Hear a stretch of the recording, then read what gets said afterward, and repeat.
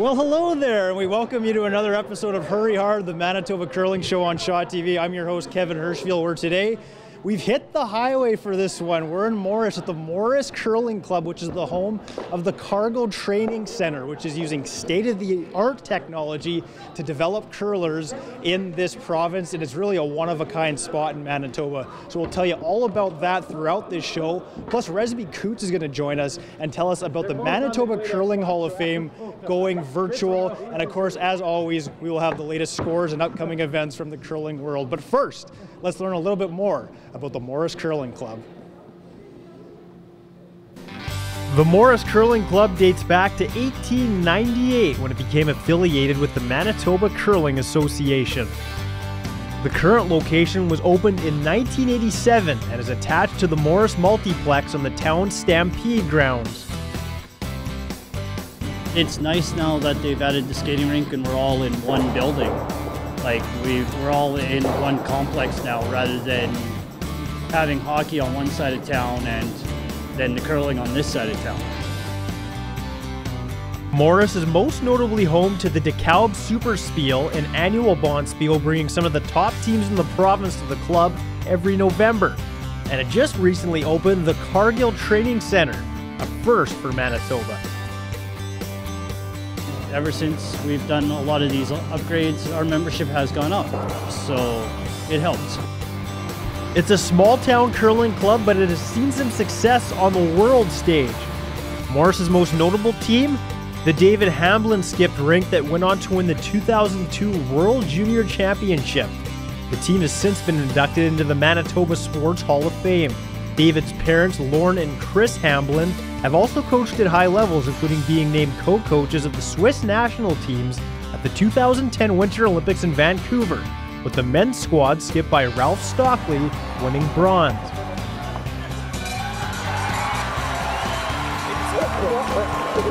A rural club that's made a name for itself and still takes pride in its small town roots.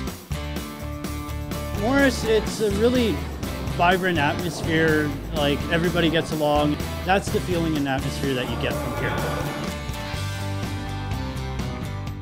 All right, back here on Hurry Hard, and joining me now, I'd say part of the first family of curling in Morris, it's Chris Hamblin. You and your husband, Lauren, your son, David, a former World Junior champion. The Hamblin's a familiar name to, I think, many in Manitoba. You also played a huge role, you and Lauren, in bringing this Cargill Training Centre to the club. First of all, when you see this thing going on in action right now as we speak, what's it like to see all, I guess, these years of hard work finally pay off kind of and come to fruition almost? Well, it's fun to be able to coach at home here and have all the equipment right there ready to use. The equipment's not crazy sophisticated equipment. It's the fact that it's right there ready to use. You flick a few switches and you're ready to go. You don't have to. We used to lug heavy cameras and TVs around to do this job, and it's hard. You don't do it very often. So having it all here ready to go means that it gets used frequently, and it's just a real asset from the beginning curler right through to the elite curler. Where did the idea for this come from, and how long has it taken to really get it started? Oh boy, I mean, we've talked about it for a lot of years, but not real seriously until recently. Our boys, when they won the junior, and that included basically all three boys, our youngest was the fifth at the time, because they won, they had the opportunity to do some training at the Saville Centre in Edmonton. And the Saville Centre is a full fitness and ice and all kinds of equipment there for training. And so we were exposed to it at that point, and we thought it would be so nice to have that in your own backyard. And by own backyard, Manitoba, so that you can use it quickly and easily and not have to get on a plane to fly there. So it's kind of been mulling around in our minds probably since then, which is the early 2000s. And then, you know, we just have been doing lots of coaching and, you know, like I said, lugging heavy TVs around. And last year we coached or instructed some school program. We had I think we had over 100 kids come through the curling club, and we did the lugging of the heavy cameras and TVs onto the ice, and we found that we'd been spending a lot of time talking and demonstrating, and we should put them on TV. And one little curler just said, "Oh, that's what you mean," And so you see something, it's so much easier for them to understand what you're saying. So it doesn't matter whether you're a beginner curler or whether you're someone who's curled for 20 years on the World Curling Tour. You see yourself on TV, you can pick out your errors and you can correct them much more quickly.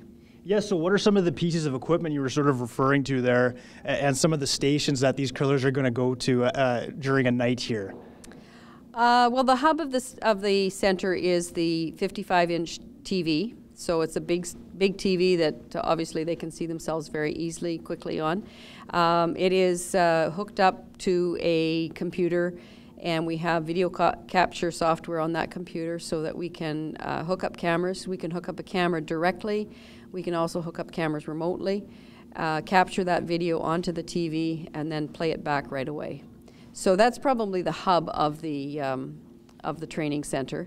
Then with that, we usually use what we call training gates that give the curlers a target and immediate feedback of how they are doing with their releases. They've got ribbons hanging down, and if they hit the ribbons, then they know they've done something to the rock that they shouldn't have done, whether it be their line or whether they be how they've let go of the rock. So those are sort of the starting points. Lasers, we use the lasers for lots of different training, mostly on line of delivery, but also on release.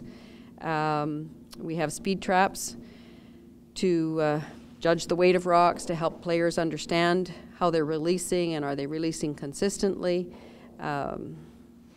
Sweeping, timing rocks, all kinds of things like that.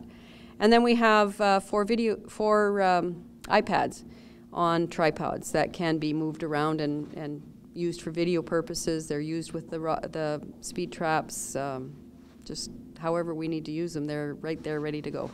Just all sorts of stuff that you can use here. I've heard you're not done with this though yet. There's more plans kind of in the future to maybe expand this a little bit. What have you got kind of cooking up here down the road if everything works out? Well, ideally we'd like to be a year-round facility, and in order to do that we need to put in a geothermal system underneath the concrete floor.